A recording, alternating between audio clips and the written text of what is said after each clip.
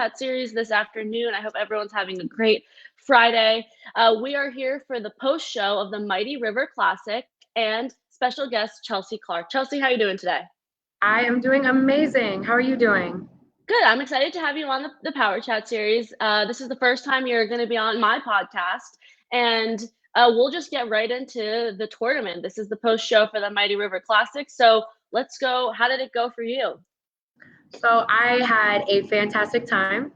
I have been looking forward to this for months, and it really lived up to the hype. I took third place in traditional forms, and I had the honor of losing to two other fantastic martial artists who did an amazing Kimpo form, Malia Cropper, and to Sophie Gonzalez, who did a wonderful Japanese kata and took second place. So kata was wonderful. I won my fighting division, and then I ended up winning women's overall grands. And awesome. Tell me more about the tournament, where it was, what the venue was like, how the competition was. You mentioned your division's competition was good, but what about the other stuff? So the tournament was held, I believe, at the Portland Expo Center. It was a huge venue. It was awesome. You know how sometimes rings are really clumped up? Mm-hmm. There was like some breathing room. You had elbow room. You weren't going to bump into somebody. The divisions were very full, and I really enjoyed that fighting was double elimination because people really got to show their skills. The kids were excited. The crowd was excited. There was an awesome seminar the night before done by Leotri Bruner from Team Proper, and he went over some point fighting skills with us, which was just fantastic. But I also want to give a shout out to the Kaizen League. This was in their league, this event, and they were very professional. They were very professional. It was clear who the officials were. They had on matching shirts. The league president and head arbitrator was there, and he was very present at the ring. He wasn't hiding at the back. He was in there. The founder of the Kaizen League is also Professor Rick Cropper, who hosts the Mighty River Classic. Awesome. I mean, what more could you ask for? Breathing space, judges who you knew were qualified judges, good competition, and a seminar. How did it run, though? Sorry about the bell. We're in a school. It's okay. How did it run? It ran very smoothly. There was a very clear understanding of what was supposed to go where staging was. Staging was very organized. So it went off like clockwork. Now, you're also an instructor. Was this a traveling tournament for you? Did you have any students there competing? So this was a tournament that I traveled to. My students did not travel with me for this one, but I'm in Houston, Texas, where the weather is confusing at best. And I got to travel all the way to beautiful Portland, Oregon. Awesome. I mean, Oregon, that's a state I have yet to visit, but I'm sure it's beautiful. I want to go one day. Okay, so we just heard the bell for anybody watching. Now, explain more. You said we're in school, we're in class. Tell me more about it. So I work for Kickstart Kids. This is Chuck Norris's nonprofit organization that was founded in 1990, 1991. And our mission is to teach character through karate by making it available in public schools all over Texas. So my school is Meyerland Middle School in Houston, Texas. Go Greyhounds. And I teach a full course load of Taekwondo. So this is my classroom.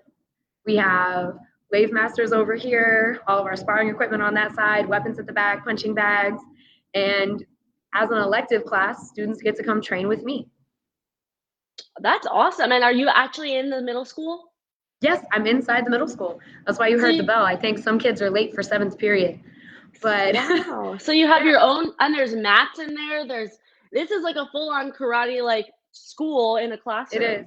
It is. Yes, I love it. We have a space I've worked really hard to make special for my students, and we train really seriously. And I love this organization so much. I've actually been with them since I was 12. So I'm 30, and I grew up as a Kickstart Kids student. So I started martial arts in 6th grade at Dulles Middle School in the Fort Bend Independent School District, and I just never left. It changed my life. What a full circle kind of moment. And you get to see the students. It's kind of like a more intense gym, I guess. And that's something I remember in middle school, I would look forward to, getting a little break from sitting in the classroom and getting to, do something active. Do you find yourself connecting with the students, like, in the hallways and things like that? Oh, for sure. I have lunch duty, which I absolutely love because I get to talk to all of my students and make sure everybody's getting where they're supposed to go. But we definitely build a connection here because the goal is karate's the plate and character is the meal. So we connect with the Mm. kids so that we can have an opportunity to speak into their lives. Because if you can show the kids that you care about them and you believe in them, then you can encourage and uplift them and motivate them, which is our mission. Yeah, I mean, I've always said that, martial arts keeps you in shape, teaches you how to have self-defense, but some of the best things I've taken away from martial arts are the intangibles, confidence, Yes. respect, accountability, and it's just a different way to teach at a young age. You're teaching in a middle school. What's the grade level? I know it varies around the country. So I teach sixth, seventh, and eighth grade during the day. So Mhm. 11 to 14-ish. And after school, my students, once they go to high school, they can come back and keep training with me so they can get their black belt. So actually, this wall right here Mhm.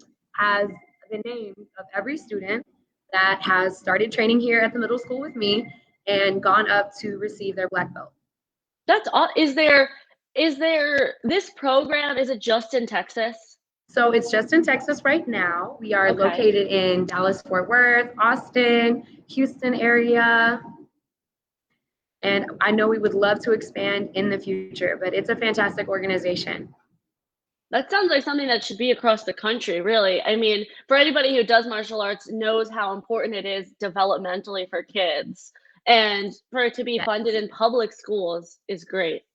Yes, and the beauty of it is because it's during the day, if you have single parent that is working 2, 3 jobs, they don't have to drive their kid to practice at night.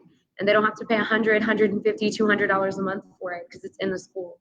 And it is very affordable and we work to help provide support for the kids who might not be able to take care of it financially. And I actually have to give a shout out to my team, Team Revolution, because they have been an awesome support of my Kickstart Kids team How so? and what we needed, particularly after Hurricane Harvey. When Hurricane Harvey hit Houston and my city was underwater, there's actually a famous photo from Harvey of a stop sign, and there's water up to about a foot below the stop sign.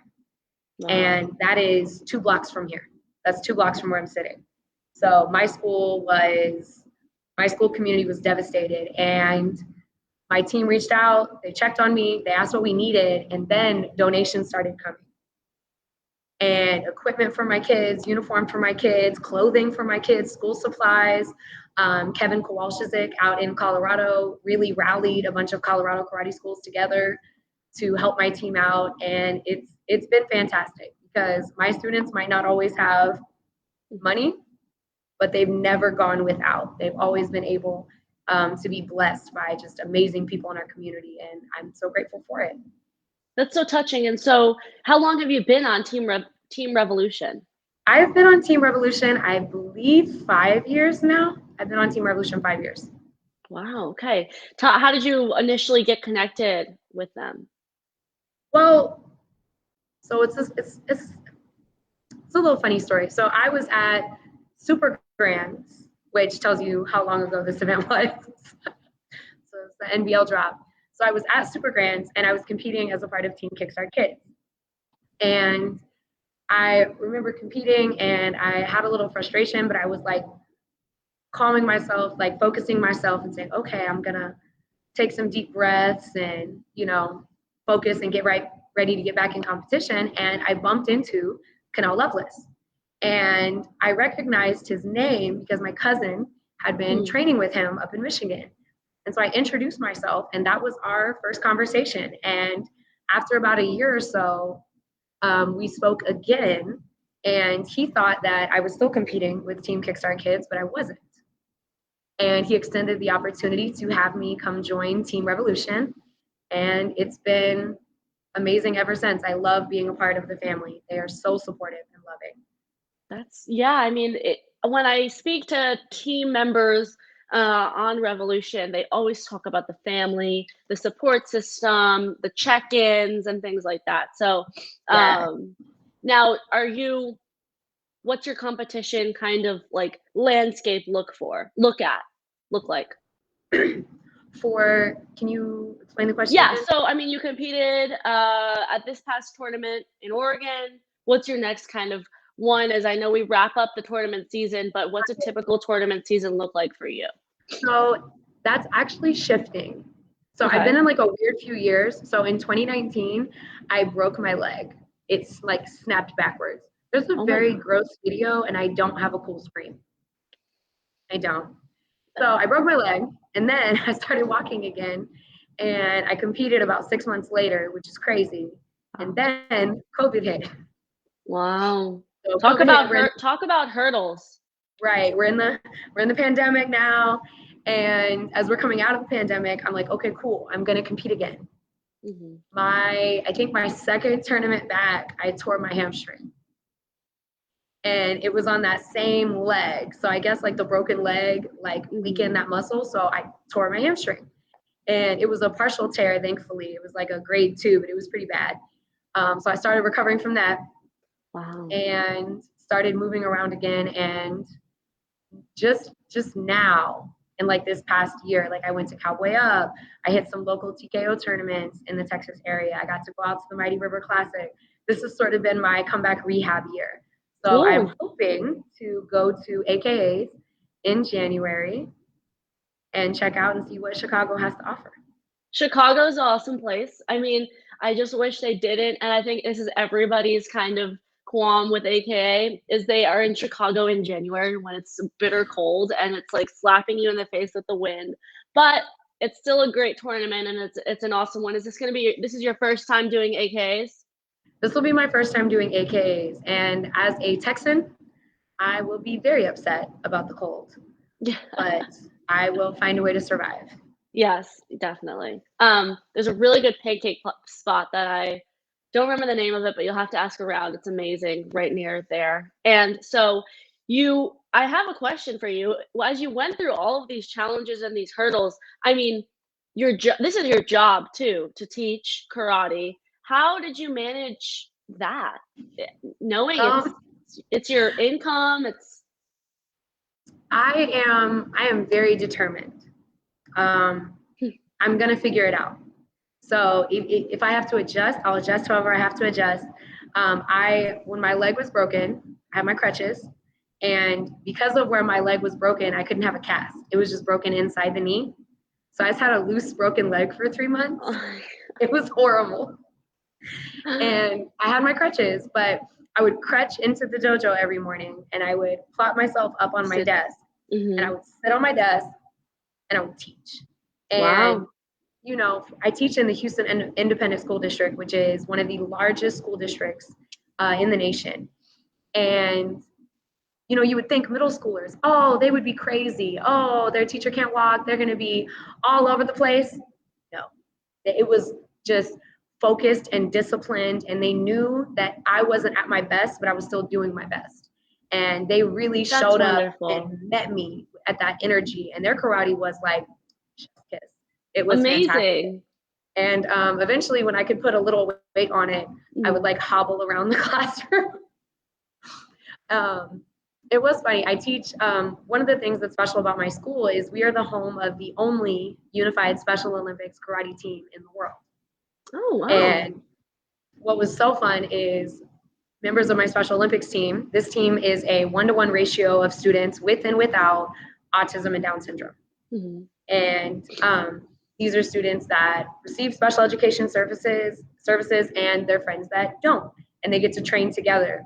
Well, since my classroom's inclusive, I had a lot of my special friends that would come up to me every day and like poke my broken leg, Oh my and I'd goodness. be like, what are you doing, my friend? They're like, oh, I'm just seeing if it's still broken. And I was like, it is. Oh, no. Thank you for checking. It's still broken. But everyone took such good care of me, and I just pushed through. And I'm a single mom, so my daughter would try to take care of me at home as well. And we made it work. The promise I give my students and the promise I ask from them is when you're at 100%, bring me 100%. When you're at 80%, I want 100% of that. Because you're going to have days where you're not at your best, but I want your all, whatever that is. And I'm going to give you that also. So that means with a broken leg, with a torn hamstring, with my shoulder out and in a sling, I'm going to show up. And they've always met me there. Yeah, I mean, I can definitely tell it's like you are giving out the energy that you hope to receive, and you Yes. are blessed enough to for people to return it. So, Yeah. this has been a very impressive interview and just like very inspirational. And I feel like just Yeah. from our 15-minute conversation, you're making an impact on so many kids in the public school system that you wouldn't necessarily that wouldn't be able to take karate classes. So, and I'm sure you've heard that a lot, but meeting you for the Thank first you. time, I'm very impressed. Thank you, ma'am. Of course. And now, so this was a traveling tournament for you, the Mighty River Classic. Uh, you have to take a plane, but is it one that you would return to? Oh, 100%, 1,000%, a million times. Yes, I'll be there next year with bells on. If you're looking for a tournament to travel to experience the beauty of Portland, Oregon, you're going to want to check it out. The energy of the promoter is unmatched. The quality of the event is top notch, and I'll be there so I can give you a high five. Okay, great. For anybody watching, that's gotten the Chelsea Clark stamp of approval. So if you're considering next year, be there. Okay. All right. Chelsea, thank you so much for coming onto the Power Chat series Thank to you. share just even a tidbit of your martial arts career and how the Mighty River Classic went. Thank you so much. All right. For everyone watching, take care, and I'll see you next week. Bye.